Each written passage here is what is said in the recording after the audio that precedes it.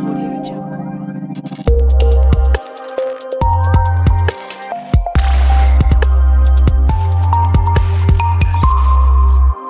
Audio Jungle.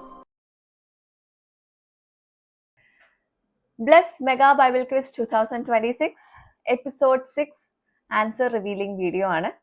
അപ്പോൾ ഞാൻ ചോദിച്ചിരുന്ന ചോദ്യം നിങ്ങളെല്ലാവരും കറക്റ്റായിട്ട് ഉത്തരം അയച്ചിട്ടുണ്ടാവുമെന്ന് ഞാൻ കരുതുന്നു. വിജയികളായിട്ടുള്ളവർക്ക് കൺഗ്രാറ്റുലേഷൻസ്. എന്തായാലും ഞാൻ ഉത്തരം റിവീൽ ചെയ്യുന്നു.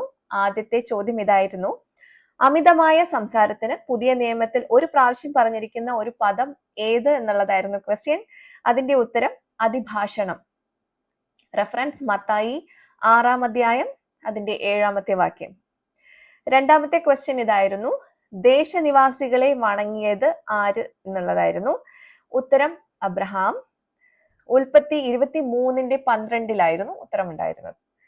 ഓക്കെ, ചോദ്യം 3 ഇതായിരുന്നു: മത്തായി 6-ാം അധ്യായത്തിൽ പറഞ്ഞിരിക്കുന്ന അവയവങ്ങൾ ഏതെല്ലാം?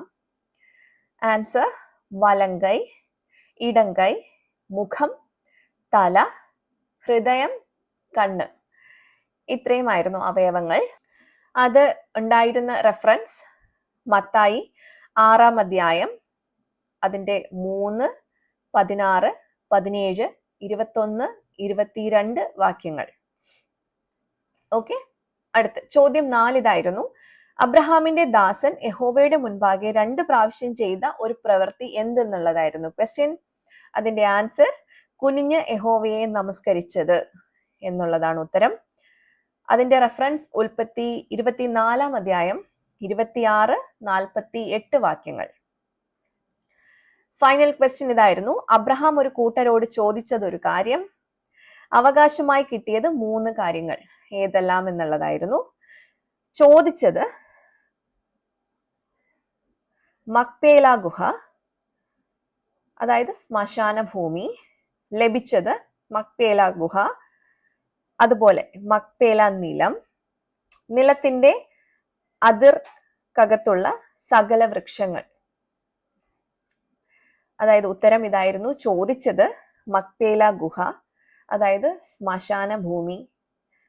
ലഭിച്ചത് മക്പേല ഗുഹ, മക്പേല നിലം, നിലത്തിന്റെ അതിറിനകത്തുള്ള സകല വൃക്ഷങ്ങൾ. റെഫറൻസ് ഉൽപ്പത്തി 23-ാം അധ്യായം അതിന്റെ 6, 9, 17, 18 വാക്യങ്ങൾ.